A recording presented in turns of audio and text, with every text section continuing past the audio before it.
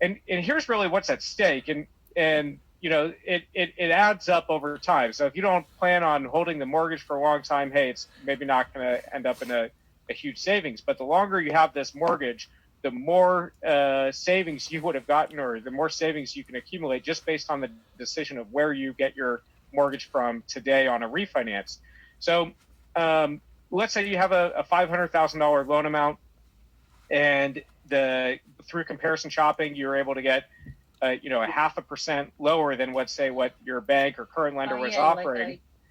And that equates to around $142 difference in a monthly payment and over $51,000 a year.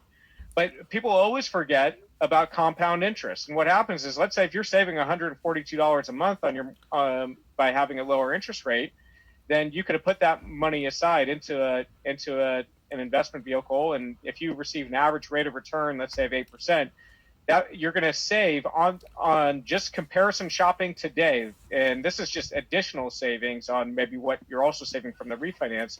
But by comparison shopping, you're going to save, let's say, almost $200,000 over that life of the loan. So that's really what's at stake. Someone can retire maybe 1 or 2 years earlier based on the decision of which company they refinance with today. Someone can maybe put their children through college just based on the decision of which company do they refinance with today. And so really what SELFi aims to do is to make that comparison shopping to take the friction out of that comparison shopping. And so I started the company because I believe banks and brokers charge too much on refinances. So I had already done over 1,000 mortgage refinances, and I kind of came to the conclusion that really I was overpaid. And so SELFi was a way almost to kind of disrupt what I was doing, to take the sales aspect out of mortgage refinance. And what we do is we get lenders to provide their wholesale interest rates. And then the consumer can then go onto the site and check interest rates across different lenders. And then it's all done without providing a phone number or even an email, and you can see exactly what the rate is personalized to you. And really, in return, our kind of secret sauce, which isn't so secret, but the way that we're kind of undercutting the market is we just choose to earn 1/3 of the national average on a mortgage transaction. And so by earning less, we can pass the savings back in the form of lower interest rates. And we feel like if we could put more control into the consumer's hand, then we don't need to earn as much because we're not having a large sales department. And so you may ask, what are wholesale interest rates? So lenders that have basically acquire loans from a few different channels. One is to work directly with the consumer, and that's called a retail channel. And so let's say Rocket Mortgage, for an example, because they're probably the largest retail mortgage lender. So you work directly with Rocket Mortgage, and the employee that you're working, the loan officer is an employee of Rocket Mortgage. But Rocket Mortgage, which is owned by Quicken Loans, also provides what's called their wholesale interest rates. And the wholesale interest rates are provided to third-party originators, and these are people like mortgage brokers. And so the wholesale interest rates tend to be around 250 basis points less than the retail interest rates, and that equates to about anywhere from a 0.5 to 0.75% lower interest rate on the mortgage. But then mortgage brokers often have very large compensations, and so then it ends up being about even. So what you could get, directly from the lender or going wholesale when working with a broker, you end up getting around the same deal because that broker has the large compensation.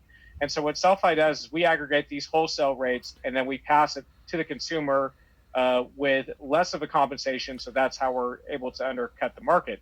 And the reason why lenders do this is because when they get a loan from, let's say, a mortgage broker, they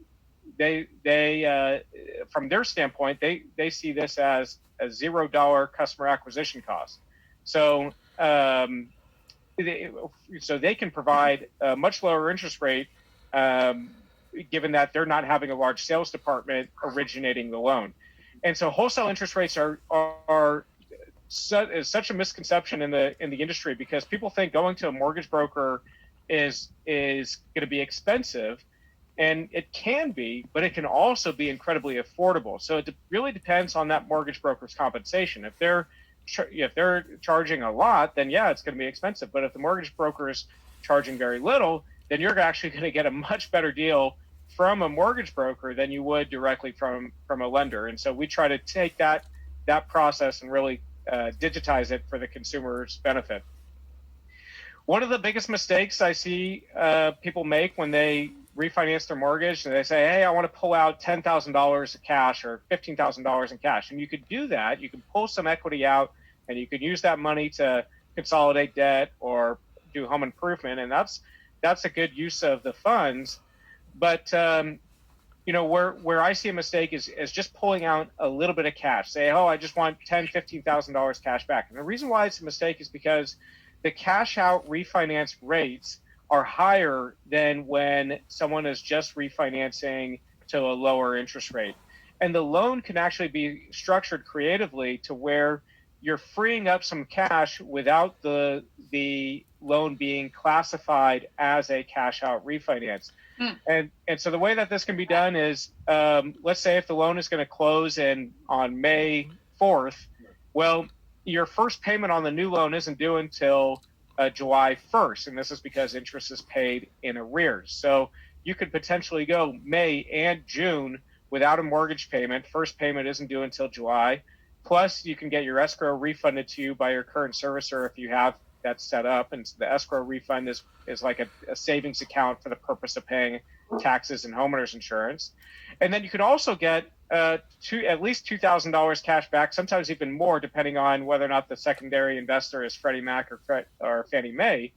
And so in a way, it can almost free up some cash where you're getting, depending on the loan size. Make a deck so I can do this with WeWork.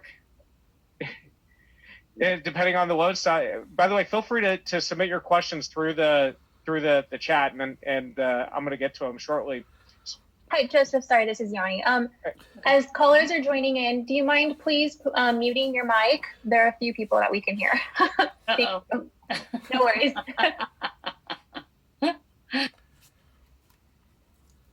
So just to kind of pick up where we left off, this is a mistake I see a lot where consumers say, hey, I want to get $15,000 cash back out of this. And really, that $15,000 becomes a very high cost of capital compared to if they just did a rate and term refinance, structured the loan creatively to get some cash back, and presented it that way. So just one thing to keep in mind,